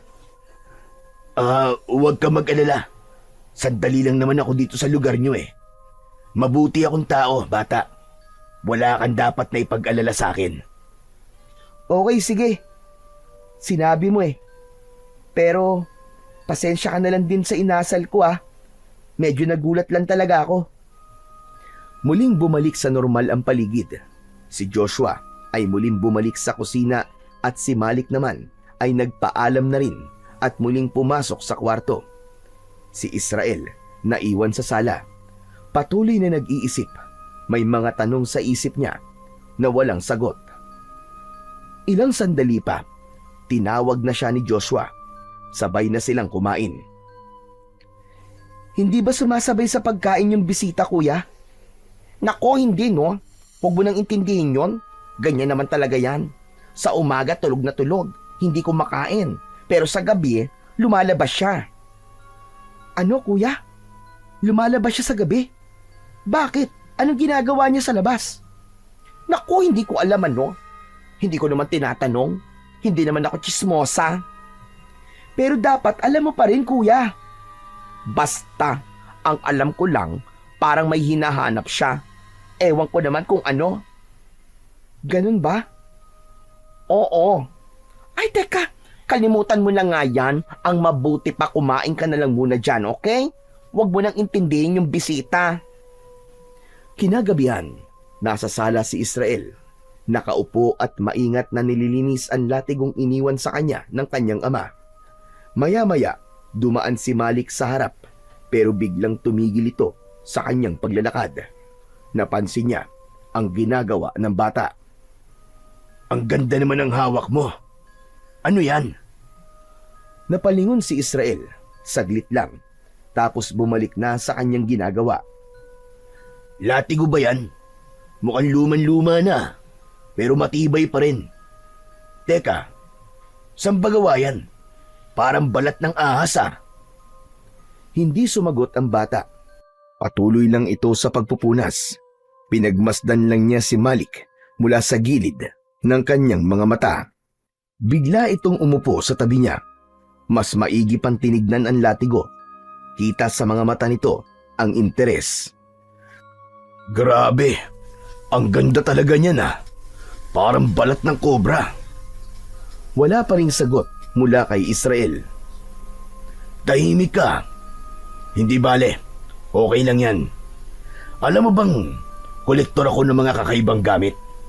Antik, agimat, mga bagay na may kwento. Ganun ang mga hinahanap ko. Ngunit hindi pa rin siya pinapansin ni Israel. Alam mo, kung ibibenta mo yan, bibilhin ko yan. Ha? Hindi ko to binibenta, no? 20,000, ayos na? Hindi ko nga ito binibenta. Grabe ah, marunong ka din palang maglaro no? Siguro, gusto mo pang padagdagan no? Alam mo, rare ang ganyan. Parang may kasama pang agimat. Pwede bang hawakan? Wag niyo pong hawakan. Sinabi ko na, hindi ko to binibenta. Wala akong pake sa pera mo. Teka, bakit parang galit ka sa akin? Hindi na ito sinagot ni Israel. May narinig silang papalapit na yabag. Aba? Mukhang masinsinan niyang pag-uusap niyo ah. Ano bang meron? Sinasabi ko lang sa kapatid mo na gusto kong bilhin yung latigo. 100,000 piso. Ano? 100,000 piso? Seryoso ka ba? Oo naman, mukha ba ako nagbibiro? Nanlaki ang mga mata ni Joshua sa labis na pagkamangha. Napatingin ito kay Israel na halatang naiirita na. Oy Israel, narinig mo ba yon? Ano masasabi mo? Malaking halaga yon. Hindi ko naman alam na napakamahal pala ng latigo na yan. Muli, nanahimik si Israel. Umiling lang siya pagkatapos ay tumayo at naglakad palayo. Ngunit may binitiwang huling salita. Hindi ko ibibenta ang pamana sa akin ni tatay. Patuloy na naglakad ang bata. Binuksan niya ang pinto sa kanyang kwarto at pabagsak na isinara nito ang pintuan matapos siyang makapasok. Sa sala, naiwan sina Malik at Joshua. Napapakamot sa batok si Joshua. Malik, pagpasensyaan mo na ang kapatid ko ha? Okay lang. Hindi ba talaga nyo ibibenta sa akin yung latigo? Mukhang ayaw talaga niya eh. Kilala ko naman ang kapatid ko, no? Kapag ayaw niya talaga. Hindi mo siya maiimpluwensyahan. Pero susubukan ko pa rin kausapin. Sayang din naman kasi yung pera eh. Malaking halaga yon. Malaki ang maitutulong dun sa amin. Sa loob ng kwarto ng bata, nakaupo si Israel sa kanyang katre. Maigpit ang hawak niya sa latigo. Parang sinisiguradong hindi ito mapapakawalan. Ang latigo na lang ang natitirang koneksyon nila ng ama at kailangan niyang tuparin ang pangako niya dito bago pa ito mamatay. Iingatan niya ang latigo. Kinabukasan, hindi na nagpansinan pa ang magkapatid. Dahil doon ay lumabas ng bahay si Israel, nakipaglaro sa kanyang mga kaibigan. Ilang araw silang tahimik, ilang araw silang nanatiling ganun, kaya naman si Israel, para malibang ang sarili, nangangaso siya at minsan naman ay nagsasanay sa gubat. Dahil doon, hindi niya alam na nagsimula ng lasunin ni Malik ang isip ng kanyang kapatid. Hindi sa pamamagitan ng pagpipilit nito na mabili ang latigo, kundi nakipaglapit ito kay Joshua. Nung una, hindi ito ganong pinapansin ni Israel, pero habang tumatagal ay may nakita na siyang kakaiba na parang may mali na sa kilos ng dalawa. Minsan ay napapansin niya ang simpleng pitik sa braso at minsan naman ay yung mga akbayan na may kasamang harutan. Isang hapon, habang pauwi si Israel galing sa pagsasanay, ay nadatnan niya ang dalawa na nagbibiruan. Narinig niyang tawa ng tawa ang kanyang kuya. Hinampas ni Malik ang balikat ni Joshua ng tuwalya at pagkatapos nun ay mabilis itong niyakap mula sa likod. Napahinto si Israel. Anong ginagawa niyo? Biglang natahimik ang dalawa. Natigilan si Joshua, sabay iwas ng tingin. Wala. Nagbibiruan lang kami, Israel. Parang sobra naman na yata yung biruan niyo. Uy, ano ka ba? Chill ka lang. Wala namang masama eh. Bata ka pa para sa mga ganito. Opo, bata nga lang po ako. Pero hindi ako bulag. Pagkasabi nun, ay mabilis na naglakad paalis ulit ang bata at hindi na lumingon pa. Ramdam niyang may mali. Hindi niya maipaliwanag, pero mabigat ang pakiramdam niya. Naglakad siya pabalik sa gubat at doon nagmuni-muni maghapon. Inabot na rin siya doon ng dilim. Hindi mapakali si Israel. Umupo siya sa sanga ng isang malaking puno. Nagsiselo siya sa nakikita niyang paglalapit ng dalawa. Pakiramdam niya ay inaagaw na ni Malik ang kanyang kuya. Lalo pat ilang araw na silang hindi nag-uusap at parang walang pakialam sa kanya. Sa kanyang malalim na pag-iisip, bigla siyang nakarinig ng kung anong kaluskos. Tumayo siya at naghanda. Hinawakan niya ng maigpit ang latigo at inikot ang kanyang paningin sa buong paligid. Sa bandang kaliwa niya, may nakita siyang gumalaw, parang papalapit sa kanya. Hindi ka aabot sa akin, lintik ka! Inihanda na niya ang sarili at sa paglitaw ng nilalang, nakahinga siya ng maluwag. Nakita niya ang isang musang, naghahanap ng kanyang makakain. Maya-maya ay tumakbo na ito palayo. Napaupo ulit ang bata at napailing. Ay nako, akala ko naman kung ano na. Pero ayos na din yun. Wala akong ganang makipaglaban ngayon. Umalis na si Israel sa lugar na yon at mula doon ay naghanap siya ng maayos-ayos na mapepwestuhan.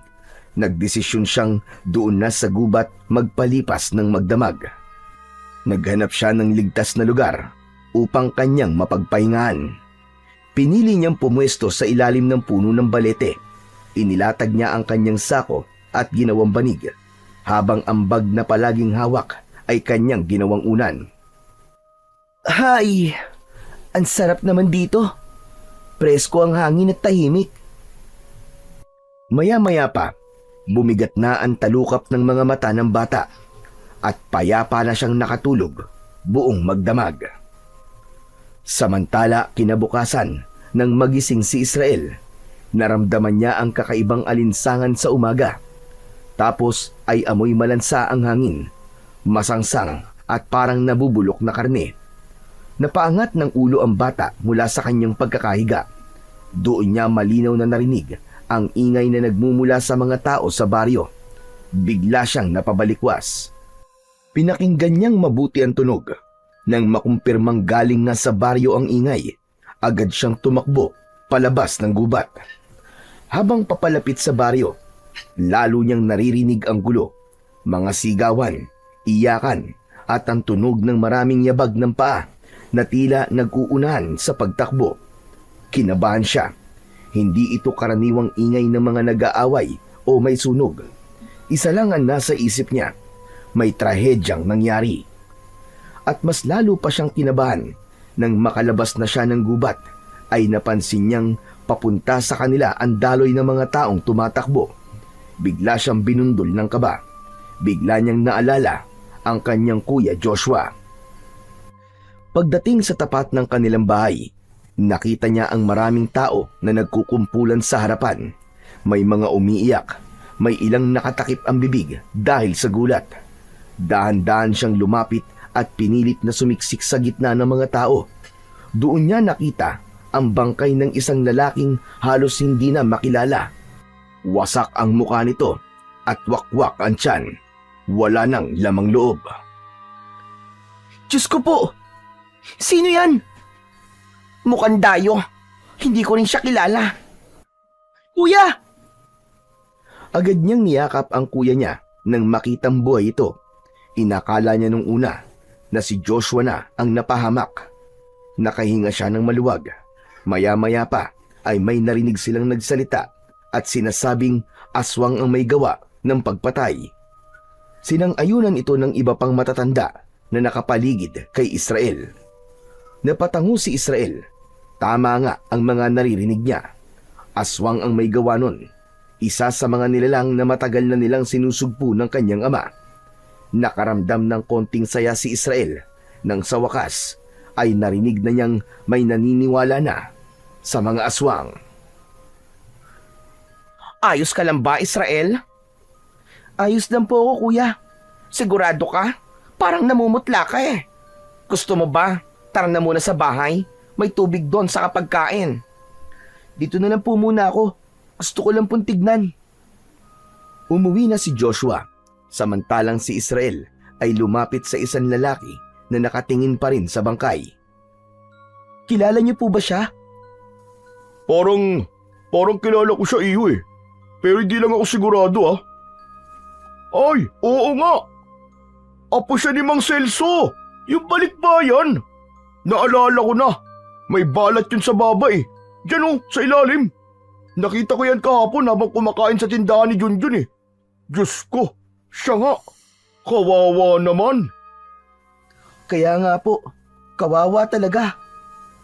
Ang balita ko eh, matagal na naninirahan yan sa abroad, tapos umuwi lang dito sa Pilipinas para magbakasyon.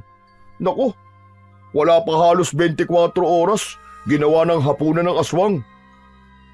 Nanatiling nakatayo si Israel sa tabi ng bangkay.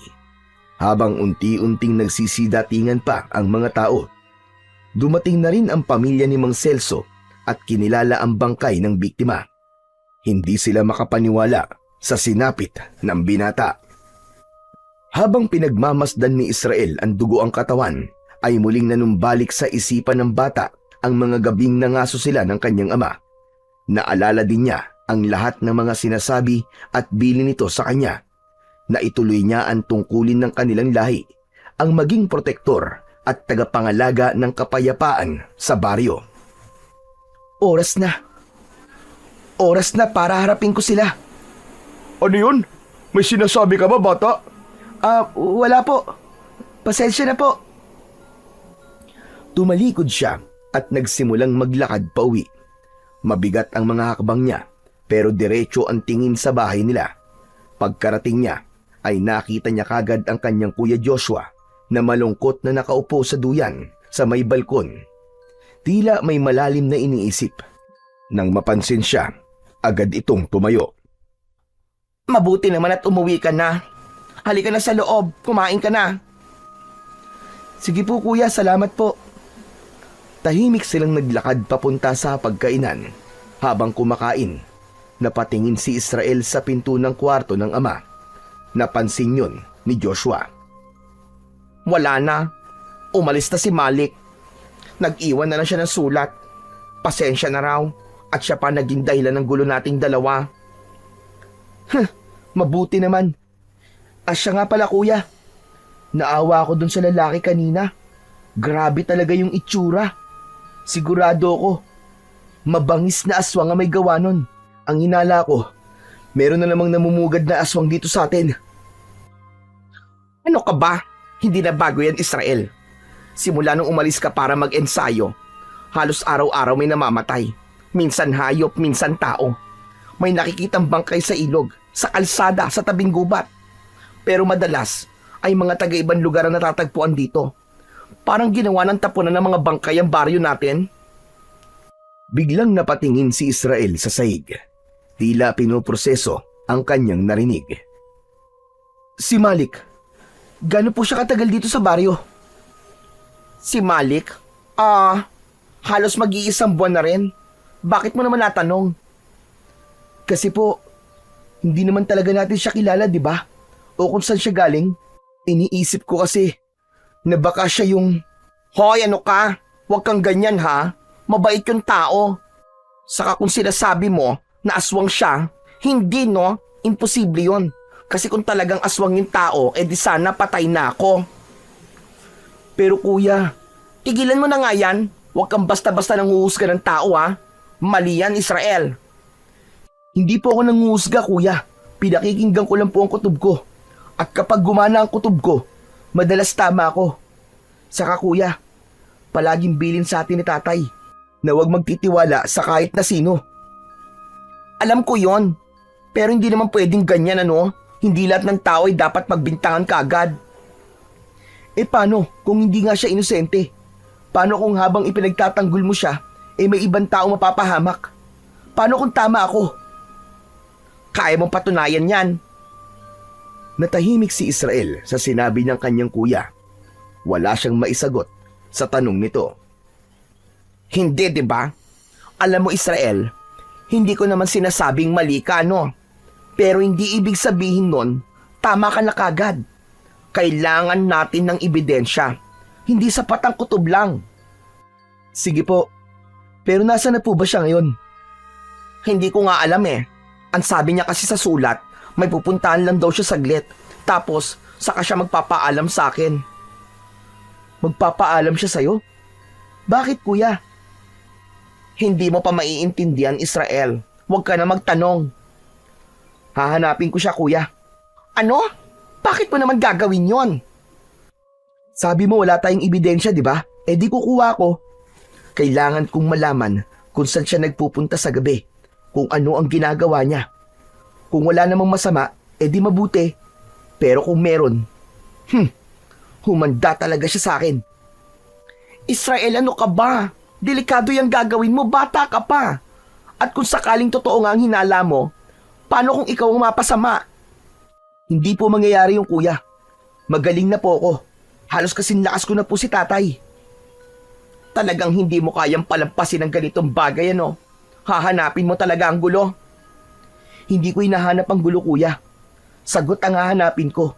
Kasi kung totoong may halimaw na naman dito at wala akong ginawa, ibig sabihin, walang kwenta ang lahat ng itinuro sa akin ni Mang Cardo at ni tatay. At talagang ipinagmamalaki mo yung natutunan mo, no? Pwede bang tigilan mo na yan? Po, hindi pwede, kuya. Hindi ako pwedeng tumigil. Para kay tatay to. Kailangan kong tuparin ko ano mga napag-usapan namin at yung pinangako ko sa kanya.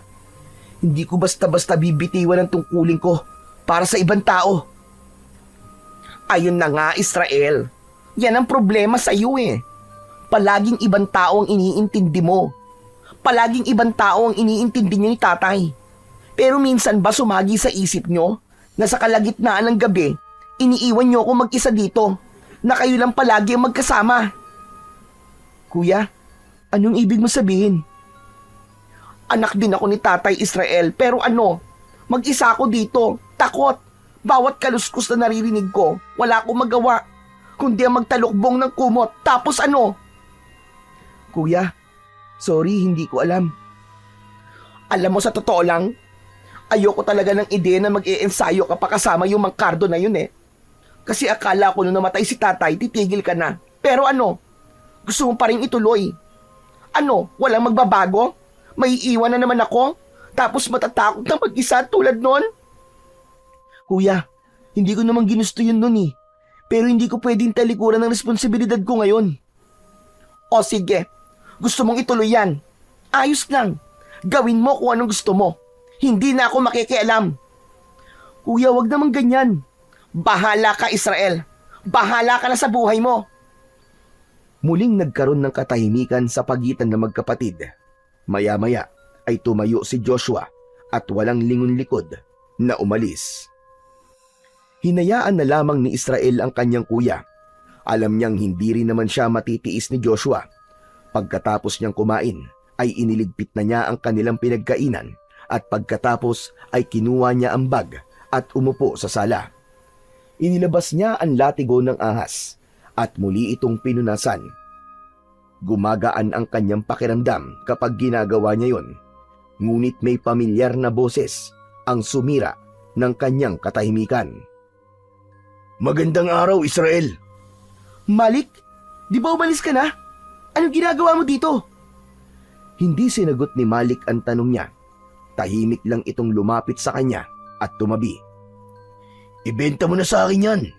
Bibilin ko ng triple sa nauna kong presyo. Ang kulit mo rin no? Hindi ko talaga ipagbibili sa ito, kaya tumigil ka na. Sige na, sayang yung pera oh. Malaking tulong yun sa inyo. Yung latigo na yan, gusto ko talaga yan maipasama sa mga koleksyon ko eh. Ba't ba ang kulit mo? Hindi nga sabi. Saka hindi ako naniniwala na para lang to sa mga koleksyon mo. Dahil kung ordinaryong tao ka lang, dapat tumigil ka na nung una pa lang na tumanggi ako. Alam mo ba kung sino lang ang pwede magka-interes ng ganito sa latigo? Mga nilalang ng dilim. Mga aswang. Bakit? Aswang ka ba? Siguro gusto mo maghari dito no? Kaya pilit mo itong kinukuha sa akin kasi gusto mo na walang maging hadlang sa'yo. Aswang? Ako? Nagpapatawa ka ba? Isa lang akong simpleng kolektor, Israel. Hindi ako aswang. Ngunit hindi na naniwala si Israel. Gamit ang latigo, hinampas niya ang lupa sa harap ni Malik. Matinis ang tunog ng latigong tumama sa lupa. Ngunit si Malik ay hindi man lang gumalaw. Walang sugat, hindi nasaktan. Israel, anong ginagawa mo? Muling iwinasiwas ni Israel ang latigo. Mas malakas, pero muli, walang epekto. Imposible! Hindi ka tinatablan? Ha? Tinatablan? Ng ano? Tumahimik si Israel. Tumigil na rin siya sa kanyang ginagawa at muling umupo. Bigla siyang nagduda sa mga naging panghusga niya sa katauhan ni Malik. Bigo siyang saktan si Malik gamit ang kanyang latigo ng ahas. Pero hindi pa rin siya kampante. Hindi pa rin siya mapaniwala ni Malik na isa nga itong ordinaryong tao lang. Umalis ka na. Wala dito si Kuya Joshua. Tumitig lang si Malik sa kanya. Saglit itong hindi gumalaw. Tapos biglang ngumiti. Ngunit hindi ngiti ng isang kaibigan, kundi isang ngiting may ibig sabihin. Tinalikuran na siya ng lalaki at naglakad palayo na parang walang nangyari. Naiwan si Israel na hawak pa rin ng maigpit ang latigo. Sumapit ang gabi. Tahimik na ang buong bahay. Tulog na si Israel. Dahan-dahang bumukas ang pintuan ng kanyang silid. Maingat na pumasok si Joshua. Saglit siyang tumigil sa tabi ng kapatid at tinignan ito. Nang masigurong mahimbing na ang tulog nito, tahimik niyang kinuha ang bag ni Israel. Binuksan niya yon at kinuha ang latigong ahas. Pinunasan pa niya ng dulo ng kanyang kamiseta ang hawakan bago marahang isinara muli ang bag. Lumabas siya ng silid. Tumuloy siya sa sala sa may altar. Dahan-dahan niyang binuksan ang lumang baul ng kanilang ama. Isa-isa niyang nilabas ang mga agimat ng kanilang tatay Manny. Maging ang ibang mga antigong bagay ay hindi niya pinatawad. Nilimas niya ang lahat ng laman ng baul. Napatingin siya sa litrato ng kanyang ama na nakapatong sa gilid ng altar. Patawad po, Tay. Pero kailangan ko tong gawin. Para naman to sa amin ni Israel eh. Para sa kinabukasan namin. Saka ayoko na po talaga na sumunod siya sa yapak nyo. Ayoko nang malunod siya sa mundo ng anting-anting, sa pakikipaglaban at sa kung ano-ano pang panganib. Itong naiisip kong paraan para tumigil na siya. Isinilid niya sa isang bag ang lahat ng nakuha niyang agimat, pati na ang latigo ng ahas. Saka siya lumabas ng bahay kung saan naghihintay sa kanya si Malik. Nilapitan siya ni Joshua at iniabot ang bag. Tinanggap ito ng lalaki. Binuksan at sinilip ang laman. Tumango siya at napangiti. Tila nakontento sa kanyang nakita. Salamat ah. O eto, kunin mo na tong bayad ko. Binuksan ni Malik ang dala niyang bag at ipinasilip kay Joshua ang bungkus ng pera. 300,000 piso yan para sa lahat ng ito. Salamat, Malik ah. Akin na. Nang iaabot na ni Malik ang bag, biglang nakita ni Joshua na parang nag-iba ang mga mata ng lalaki. Ilang saglit lang ay tumambad sa kanyang harapan ang tunay na anyo ng kaharap. Isa itong malaasong nilalang na may katawan ng tao. Matigas at matipuno. Balot ito ng maitim at makapal na balahibo.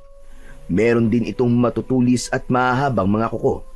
Ang ulo nito, meron siyang mahabang nguso na punong-puno ng matatalim na pangil at tila may kakayahang bumuka ng malaki. May maliit itong sungay sa noo at ang kanyang mga mata nanlilisik at pulang-pula. Umaalingasaw din ang amoy ng tila nabubulok na karne sa hangin. At ang boses nito nagbago, parang bumaba, namaos, parang galing sa hukay. Hindi maaari ito! Aswang ka! Tama nga si Israel! Aswang ka nga! Hindi mo alam kung anong halaga ng mga to sa akin. Salamat, Joshua. Tinulungan mo kong makuha ang mga to. Ngayon, wala nang makakapigil sa akin. Akin na ang buong baryo nyo. Napaatras si Joshua dahil sa takot. Dahan-dahan namang lumalapit sa kanya ang aswang. Tumigil ka! Anong gagawin mo? Wag! Wag kang lalapit! Nagugutom ako. Kailangan kong kumain. Wag! Sinugod ni Malik si Joshua, pero bago pa ito tuluyang makalapit, biglang sumulpot sa harap ni Joshua si Israel. Agad nitong itinulak ang halimaw palayo. Hayop ka! Layuan mo ang kuya ko! Tumilapon ng aswang at sumalpok sa puno. Nagulat si Joshua sa ipinakitang lakas ni Israel. Nakaposisyon ito na parang handang-handa sa pakikipagdigma. Nagulat din si Malik. Malakas ka. Paano nangyari yun? Sinasabi ko na nga ba, aswang ka! Pero bakit? Bakit hindi ka tinablan ng latigo ko kanina? Ngumisi si Malik. Lumitaw ang malapad niyang dila at kumislap ang matatalas niyang mga mata. Dahil hindi ako karaniwang aswang lang, Israel. Ako ay isang gabunan. Isa sa pinakamalakas na uri ng aswang na nabubuhay. Makapangyarihan. Mas mahusay magbat kayo. Mas tuso. Mas mapanganib. At ngayon, wala na kayong laban sa akin. Nagbabadyang sumugod si Malik. Umalulong ito ng napakalakas. Ngunit sa isang mabilis na galaw, hinugot ni Israel ang latigo ng ahas mula sa kanyang bewang. Natigilan ang aswang. Anong? Bakit nasa iyo pa rin ang latigo? Bakit? Akala mo ba ikaw lang ang marunong maglaro? Tama si Mang Cardo. Kakailanganin ko nga talaga ang ibinigay niya sa akin na peging latigo. Ano ka mo? Pekeng latigo? Oo, tama ka nung narinig. Peke ang nasa'yo, kaya humanda ka. Hindi kita uurungan. Ano akala mo? Porkit nasa iyo ang latigo ay mananalo ka na? Hindi mo ko kaya, bata. Hindi mo ko kaya. Agad na nagpalitan ng atake ang magkalaban. Si Malik, mabilis na tumalon at nakalapit kay Israel. Agad niyang sinubukang kalmutin ng bata sa kanyang katawan, pero mabilis itong nakaiwas. Umikot ang katawan nito at agad na nakapwesto sa likuran ng aswang. Inihampas niya ang latigo sa mismong likod ni Malik. Ang latigo ay tila umaapoy. Bumubuga ng liwanag sa bawat tampas. Nasugatan ang aswang. Walang silbihan! Hindi mo ko kaya! Ha! Talaga ba? Sugatan ka na, gabunan. Konti na lang, mapapatay na kita. Handa ka na ba? Mayabang kang bata ka! Paslit ka lamang! Kayang-kaya kitang tirisin kutong lupa! Muling sumugod si Malik pero naiwasan ito ni Israel. Gigil na ang aswang. Hindi na naghintay ng matagal si Israel. Habang iniiwasan ang mga matutulis na kuko ng aswang, inusal nito ang orasyong itinuro sa kanya ni Mang Cardo. Nawala ang apoy sa kanyang latigo, pero sa huling hampas niya, pumulupot ito sa leeg ni Malik. Para itong nabuhay sa kanilang paningin. Kumilos na parang tunay na ahas. Hindi!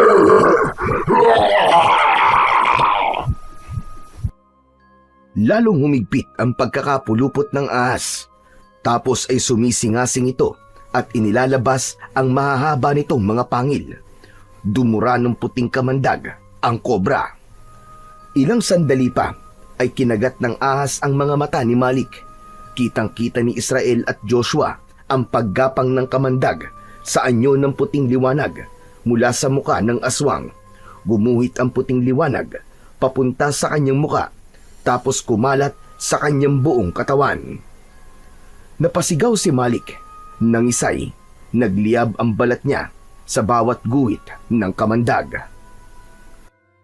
Putong lupa pala. Tapos ka na, gabunan. Mabubulok ka sa impyerno. Sumiklab ang apoy sa katawan ni Malik. Unti-unti nang natupok ito at tuluyang naging abo. Tumahimik ang paligid pagkatapos ng laban. Nanatili namang nakatitig si Joshua sa kanyang kapatid. Di makaimik dahil sa kanyang mga nasaksihan. Kuya, tapos na. Wala na ang aswang. Israel, paano mo nagawa yun? Ang galing mo. Ang galing mo palang makipaglaban. Siyempre, magagaling po ang mga teacher ko, kuya. Nanginginig pa rin si Joshua pero pinilit niyang lumapit kay Israel. Bunso, patawarin mo si kuya, ha? Akala ko tama yung ginawa ko. Pero kasi, hayaan mo na yun, kuya. Tama na. Huwag na natin pag-usapan yun. Nagugutom na ako May pagkain ba tayo? Napatawa si Joshua sa gitna ng kanyang pagluwa at agad na niyakap ang kanyang kapatid. Oo, may pagkain tayo. Halika na, pumasok na tayo sa loob. Pero bago yan, kunin na muna natin ang mga gamit ni tatay. Matapos magkaayos, pinulot nila ang bag na naglalaman ng mga gamit ng kanilang ama at ang pera ni Malik. Binitbit nila ito sa loob ng kanilang bahay at maingat nilang ibinalik ang mga agimat sa baul.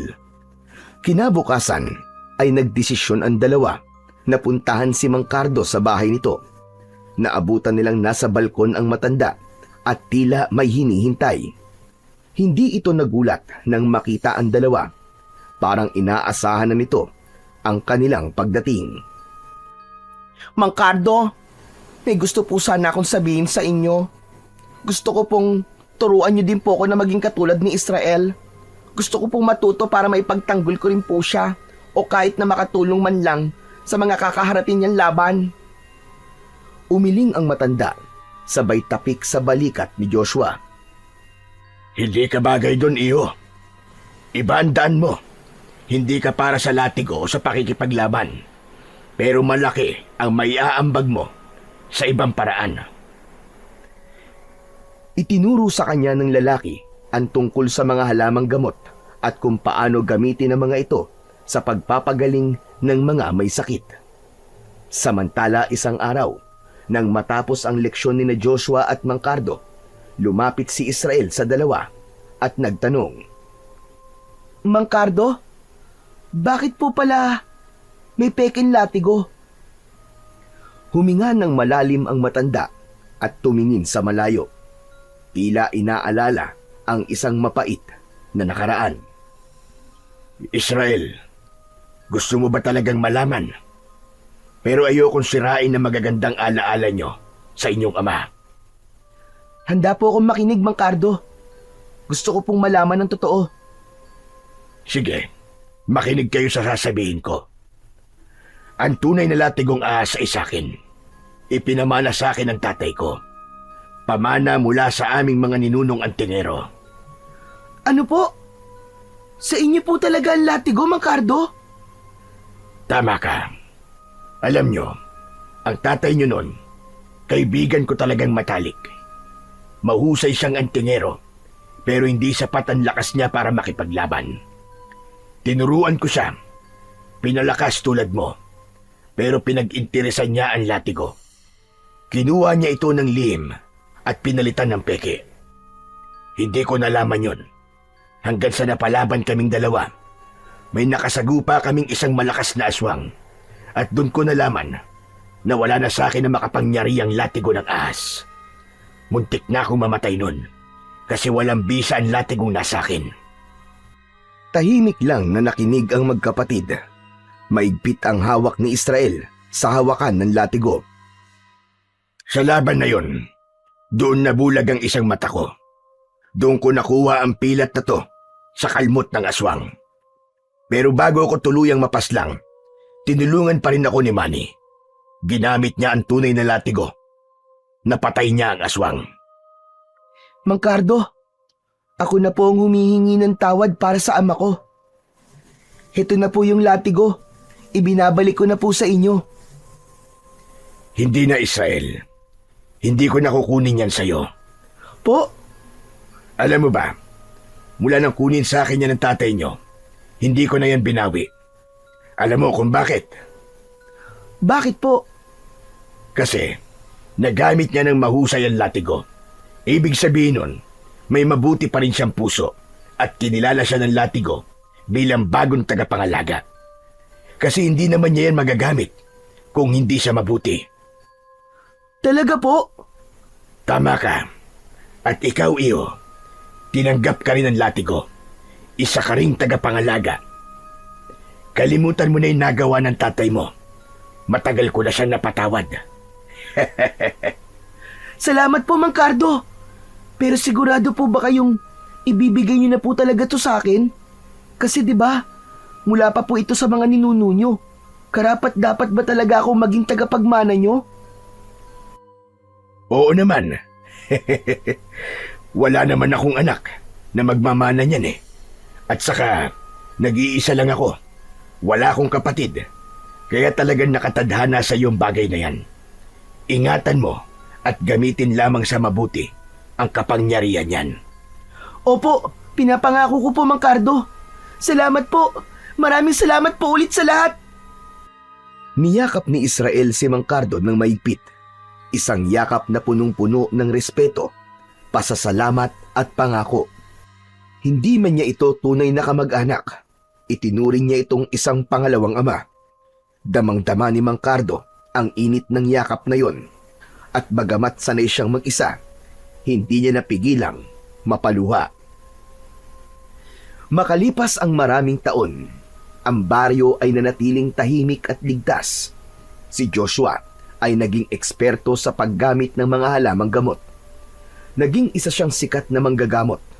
Tinutulungan niyang gumaling ang mga may karamdaman, lalo na yung mga taong nawawalan na ng pag-asang gumaling. Masaya si Joshua sa kanyang ginagawa. Tama si Mang Cardo, bagamat iba ang daan niya, kasing halaga din niya ang naging tungkulin ng kanyang kapatid na si Israel. At si Israel ay naging tulad ng kanyang ama. Palaging nagbabantay, palaging nagpoprotekta. Hindi niya hinahayaan na mapasok ng kung anumang masasamang nilalang ang kanilang baryo. Siya ay nakapangasawa at nagkaroon ng mga anak. Isa sa mga bata ang nagpakita ng interes sa kanyang ginagawa. Nang makita niya ito, tulad ng kanyang ama, sinanay niya ito kagad maski sa murang edad pa lamang. Hindi siya nagsayang ng oras.